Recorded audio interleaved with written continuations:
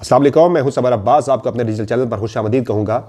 नाज़रीन, की इस वीडियो में एक बहुत ही इंपॉर्टेंट खबर है मेरे पास, बड़ी अहम खबर है, तहरीक इंसाफ की खबर है। पंजाब के वाले से पंजाब में एक प्लान बी बना है। वैसे तो बहुत सारे प्लान बन गए हैं, plan B C D, Tehreek Insaf को शिकस्त देने के लिए, इलेक्शन से बाहर करने के लिए। लेकिन एक और प्लान बड़ा इंटरेस्टिंग बना है कि उसमें तहरीक इंसाफ के वो लोग वोट तो जो है तहरीक इंसाफ के उम्मीदवार को देंगे, लेकिन वो निकलेंगे जाके कहीं और। ये माजरा क्या है आपको बताएंगे। और नाज़रीन, हम बात करेंगे इलेक्शन कमीशन ऑफ पाकिस्तान ने आज बड़ा मायूस किया है। मैं तो ज़ाती तौर पर शफाफ इलेक्शन के इनेकाद के लिए इलेक्शन कमीशन से मेरी तमाम तर जो उम्मीदें थी वो आज टूट चुकी हैं। इलेक्शन कमीशन अगर छोटी सी आईनी जिम्मेदारी यानी फ़र्द जुर्म आयद होनी है इमरान खान के ऊपर, वो फ़र्द जुर्म इलेक्शन कमीशन अपने पास इमरान खान को बुला के अगर दायर नहीं कर सकता, बहुत छोटा सा मामला ये। अगर इलेक्शन कमीशन इमरान खान पर फ़र्द जुर्म आयद करने के लिए इमरान खान को तलब नहीं कर सकता अपने इलेक्शन कमीशन की बिल्डिंग के अंदर, उस इलेक्शन कमीशन से यानी कि छोटे से मामले पर इतना दबाव के बाद आप क्या एक्सपेक्ट कर रहे हैं कि इलेक्शन कमीशन इंतखाबात जैसा बड़ा जो काम है वो बगैर किसी दबाव के बतरीक कैसे अदा कर लेगा। मैंने कल ही कहा था कि इस फैसले को मैं तो बड़ी गौर से देखूंगा, मेरी तो बड़ी नज़र होगी कि क्या इलेक्शन कमीशन असर्ट करता है कि इमरान खान पर फ़र्द जुर्म आयद करने के लिए हर सूरत में ला के पेश किया जाए, या इमरान खान या कॉम्प्रोमाइज़ करके इलेक्शन कमीशन से समझौता करके जाके अडयाला जेल में इमरान खान पर फ़र्द जुर्म आयद करता है। तो यहाँ इलेक्शन कमीशन ने थोड़ा कमज़ोरी दिखाई है, और मुझे इस कमज़ोरी दिखाए जाने के बाद नहीं उम्मीद रही कि इलेक्शन कमीशन अब इंतखाबात के अंदर भी कमज़ोरी ना दिखाए, दलेरी का मुजाहरा करे। तो मेरी उम्मीदें आज टूट चुकी हैं।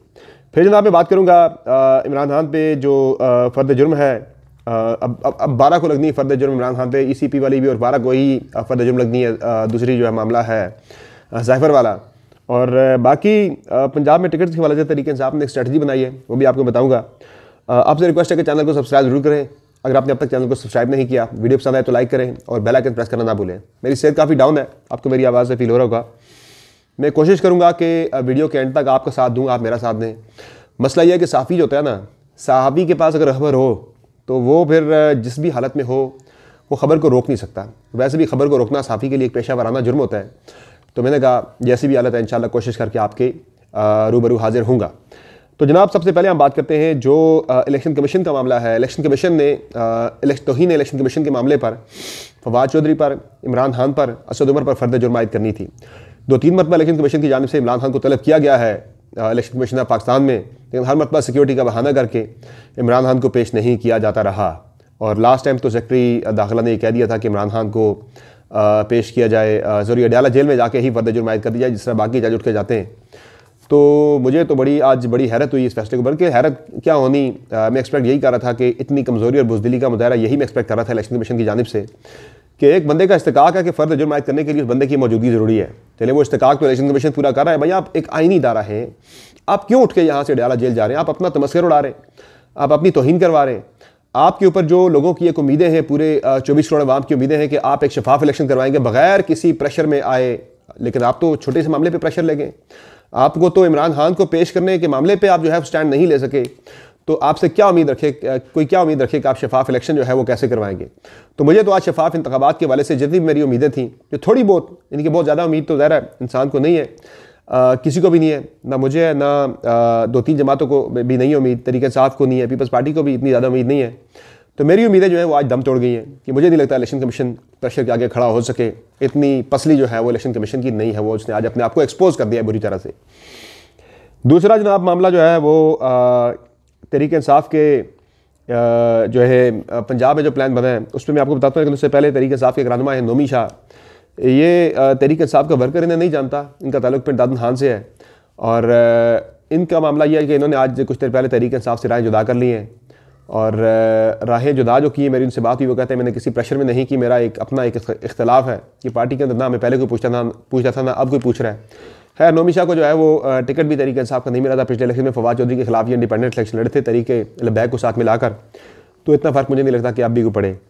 लेकिन ये पिछले 1.5-2 महीने से इस बात पे गौर कर रहे थे कि तहरीक इंसाफ चला जाए, तहरीक इंसाफ के साथ चला जाए या ना चला जाए। वर्कर नहीं जानता, लेकिन तहरीक इंसाफ का जो तंजीमी सेटअप है, जो तंजीमी लोग हैं वो जानते हैं कि इमरान खान के बड़े करीबी चंद लोगों में से एक थे। तो आज उन्होंने तहरीक इंसाफ से राय जुदा कर ली है। सिर्फ ये मामला नहीं है, बल्कि पंजाब की जो मैं आपको खबर दे रहा था, पंजाब के वाले से बड़ी इंटरेस्टिंग और बड़ी अहम खबर है मेरे पास। अच्छा, जो मैं वो इलेक्शन कमीशन की बात कर रहा था उसमें अब यह है कि इलेक्शन कमीशन जाएगा 12 तारीख को फ़र्द जुर्म आयद करेगा इमरान खान पे और फवाद चौधरी पे, और असद उमर का फैसला महफूज कर लिया गया है। जबकि जो साइफर केस है उसमें भी इलेक्शन कमीशन ऑफ पाकिस्तान उसमें भी इमरान खान पर जो फ़र्द जुर्म है वो भी 12 को आयद की जानी है, और इसकी समाअत भी ऑब्वियसली अडयाला जेल के अंदर ही होगी।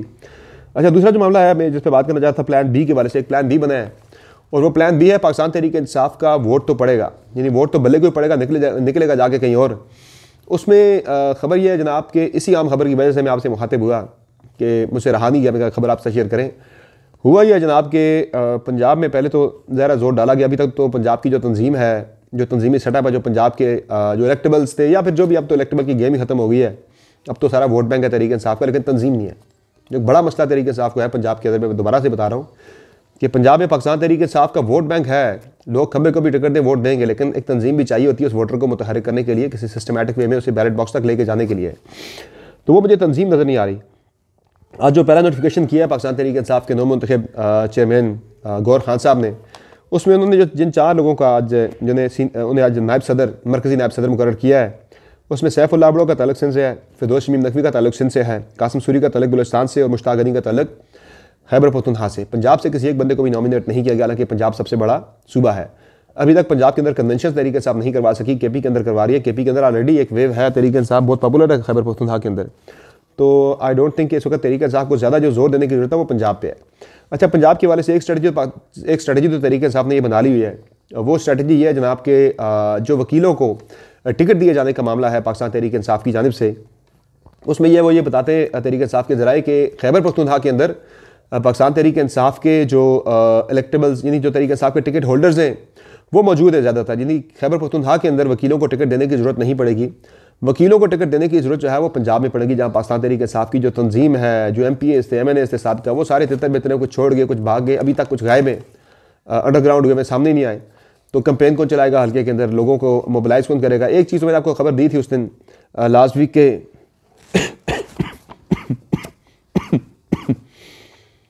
माफ़ कीजिएगा, एक खबर तो मैंने आपको दी थी पिछले हफ्ते कि तहरीक इंसाफ के जितने भी साबका MNAs और MPAs हैं, ये जो ही इलेक्शन शेड्यूल अनाउंस होगा 12-13 को इलेक्शन शेड्यूल अनाउंस होने का इम्कान है दिसंबर को, एकदम से आप देखेंगे पूरे मुल्क में तहरीक इंसाफ के रूपोश रहनुमा जो है वो सामने आना शुरू हो जाएंगे। उसके बाद देखिए जब वो आएंगे कागजात नामजदगी जमा करवाएंगे और फिर गिरफ्तारी दे देंगे। किसी ने अगर गिरफ्तार होने करना है फिर वो गिरफ्तार हो जाएंगे, जाके अदालतों में गिरफ्तारियाँ देंगे, नॉमिनेशन पेपर जमा करवा के फिर वो जेल से बैठ के अपना इलेक्शन लड़ेंगे। तो ज़ाहिर जेल से बैठ के लड़ेंगे तो उन्हें ज़्यादा फ़ायदा होगा, लोगों की हमदर्दी का वोट भी उन्हें पड़ना है।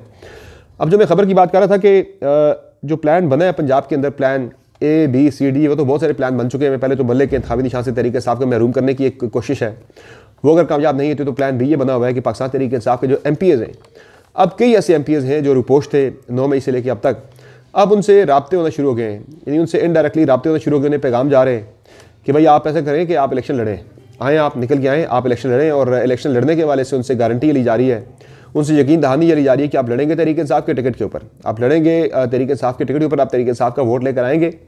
लेकिन जब आप MPA बन जाएंगे उसके बाद आप फॉरवर्ड ब्लॉक का हिस्सा बन जाएंगे। इधर आपको अगर नून लीग के साथ शामिल होने का कहा जाता है या आपको इस्तेकाम पाकिस्तान पार्टी के साथ शामिल होने का कहा जाता है। कुछ लोग जो हैं वो इंडिपेंडेंट लड़ेंगे, लेकिन ज़्यादा तो लोग जो है तहरीक इंसाफ का वोट बैंक जो है लेके आने वाला जो प्लान है वो यही है कि तहरीक इंसाफ के वोट बैंक के लिए उन MPAs से ये कहा जा रहा है, एक दो को तो यानी मुझे इन्फॉर्मेशन मिली है कि पैगाम चला गया है कि भाई साहब आप ऐसे करें कि आप इलेक्शन लड़ें, तहरीक इंसाफ के टिकट पर ही लड़ें, और उसके बाद आप ये यकीन दहानी हमें पहले करवाए, लिख के दें कि आप उसके बाद फिर जाएंगे, आप तहरीक इंसाफ के साथ नहीं जाएंगे, पार्लिमानी पार्टी में नहीं जाएंगे, बल्कि फॉरवर्ड ब्लॉक का हिस्सा बनेंगे।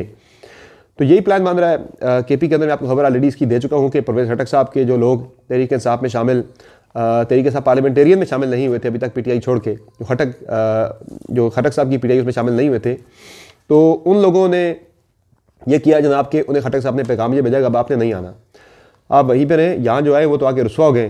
तो आप ऐसा करेंगे वहाँ से तहरीक इंसाफ का वोट बैंक लेके सीट जीत के फिर आके आप जो है खटक साहब के साथ आके शामिल हो। तो ये वहाँ पे प्लान भी एक बना हुआ है, पंजाब के अंदर भी यही प्लान बना हुआ है।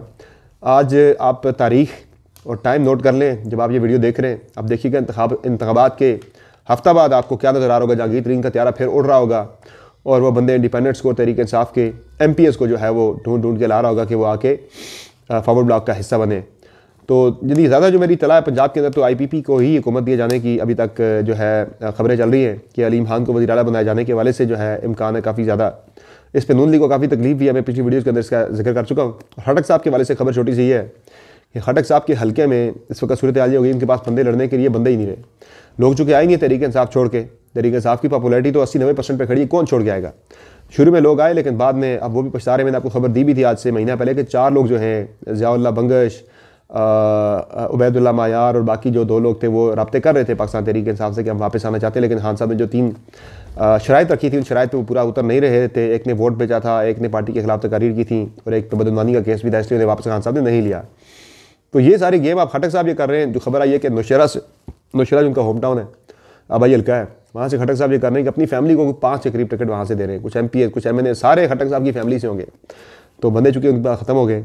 तो ये सारी अपडेट्स जनाब अगली वीडियो में आपकी खिदमत में फिर हाजिर होकर 2-3 बहुत आम खबरें हैं। एक तो जो बुशरा बीबी ने पटिशन दायर किया लतीफ़ खोसा के साथ ऑडियो, जो मुबैना ऑडियो लीक है, उसमें जो है उन्होंने इसको चैलेंज किया और कहा है कि मज़ीद ऑडियो वीडियोज़ को रोका जाए। ये माजरा क्या, इसका पस मंज़र क्या है, मैं आपको बताऊँगा। और नाज़रीन, नून लीग का काफ लीग के साथ एक एडजस्टमेंट हो गई है, उस पर बात भी करेंगे।